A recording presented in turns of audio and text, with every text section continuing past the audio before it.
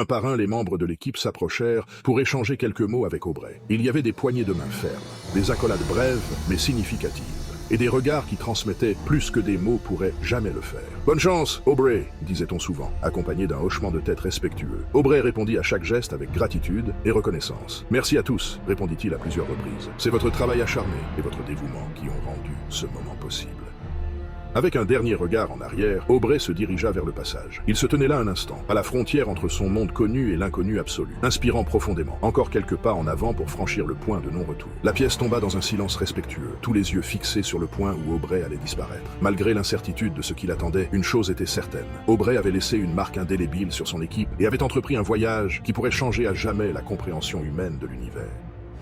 Alors qu'Aubrey franchissait le seuil du passage, il fut immédiatement enveloppé par une sensation étrangère, comme si chaque molécule de son être était simultanément étirée et comprimée. Il y avait une lumière aveuglante, pulsante, qui semblait venir de partout et de nulle part à la fois. Dans ce tourbillon de sensations, Aubrey ressentait un mélange d'émerveillement, de peur et d'excitation. Il y avait une beauté presque surréaliste dans les motifs et les sons qui l'entouraient, mais aussi une inquiétude profonde face à l'inconnu. Son esprit scientifique était fasciné par l'expérience, même dans le tourbillon de l'incompréhensible. Lorsque Aubrey émergea du passage, son esprit était submergé par une sensation d'étourdissement et de désorientation. Il se trouvait allongé, le souffle court, tentant de rassembler ses pensées dans un tourbillon de sensations. Au début, Aubrey sentit son corps comme distant, presque étranger. Chaque mouvement était accompagné d'une légère nausée. Chaque tentative de se redresser provoquait un vertige. Il resta donc immobile, les yeux fermés, respirant profondément pour calmer le tumulte intérieur. Après plusieurs minutes, Aubrey se releva lentement, surmontant les vestiges de son étourdissement. Il sentit une détermination renouvelée l'envahir. Quelle que soit la nature de ce monde, il était résolu à découvrir ses secrets, à comprendre où ou quand il se trouvait. Il était un scientifique, après tout, et chaque fibre de son être était tournée vers la découverte et la compréhension. Aubrey se concentra sur l'une de ses premières priorités, établir une communication avec son équipe restée de l'autre côté du passage. Il savait que la réussite de cette tentative était cruciale, non seulement pour rapporter ses découvertes, mais aussi pour maintenir un lien vital avec son monde d'origine. Aubrey retira de sa combinaison le dispositif de communication conçu spécialement pour cette mission. Il l'activa, espérant une connexion, même faible, avec son équipe. Chaque tentative de communication était méticuleuse et calculée, Aubrey suivant les protocoles établis avant son départ. Cependant, chaque effort se heurtait au même résultat, un silence absolu et une absence totale de réponse. Alors qu'Aubrey commençait à explorer les environs immédiats de son point d'arrivée, il fut frappé par une sensation de familiarité déconcertante. Le paysage qui s'étendait devant lui aurait pu être tiré directement de la terre. Devant lui s'étendait une vaste prairie, couverte d'une herbe verdoyante.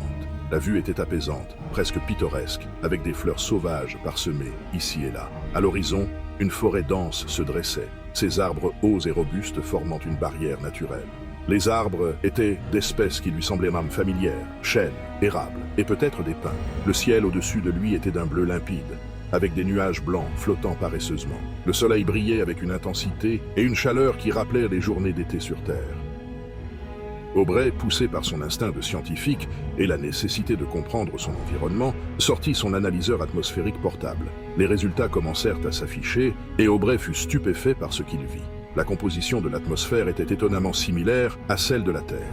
L'oxygène, l'azote et le dioxyde de carbone étaient présents dans des proportions presque identiques à celles de son environnement d'origine. La concentration en oxygène était suffisante pour soutenir la vie humaine, tandis que l'azote, le composant majoritaire de l'atmosphère terrestre, était également présent en grande quantité. Aubrey resta un moment absorbé par les données, tentant de donner un sens à ses découvertes.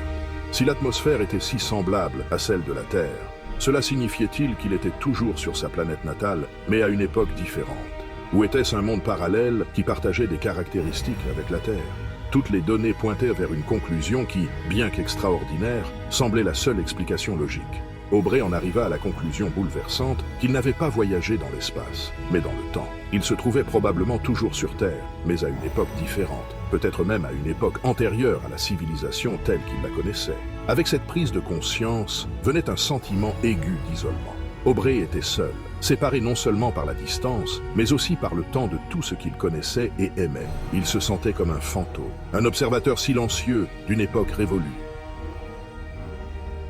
Dans un moment de décision audacieuse, Aubrey se prépara à retirer son casque d'astronaute. La conclusion que l'air autour de lui était identique à celui de la Terre d'avant l'ère industrielle l'avait poussé à franchir cette étape cruciale. Alors qu'Aubrey parcourait la prairie et s'approchait de la lisière de la forêt, son attention fut attirée par la présence de vie dans cette époque lointaine. Il remarqua des espèces familières, comme des oiseaux et des petits mammifères. En émergeant dans une clairière, Aubrey aperçut des structures qui semblaient être des habitations. Elles étaient construites de manière rudimentaire, avec des matériaux tels que le bois, la terre et la paille. Ces constructions évoquaient une époque pré-industrielle, peut-être même médiévale. Aubrey était assailli par une vague d'émotions intenses, toutes centrées autour d'une question lancinante. Se pourrait-il que ce soient des êtres humains? Cette seule pensée faisait battre son cœur plus vite, injectant une dose d'adrénaline dans ses veines. Il se demandait comment une société vraisemblablement humaine, apparemment à un stade de développement relativement primitif, pourrait coexister avec les connaissances et les technologies de son époque. Il prit la décision immédiate de se retirer dans un recoin discret, à l'abri des regards. Aubrey se sentait submergé par la magnitude de sa découverte. Il savait qu'il devait agir avec prudence. Toute interaction avec des humains de cette époque pourrait avoir des conséquences imprévisibles. Aubrey décida donc de rester caché, de prendre le temps d'observer à distance, d'apprendre et de comprendre avant d'envisager le moindre contact. Aubrey resta là, figé, à les observer. Leurs mouvements, leur façon d'interagir, tout en eux criait leur humanité. C'était une révélation qui le frappa de plein fouet. Il était en présence d'êtres humains d'une autre époque. Son cœur battait fort dans sa poitrine.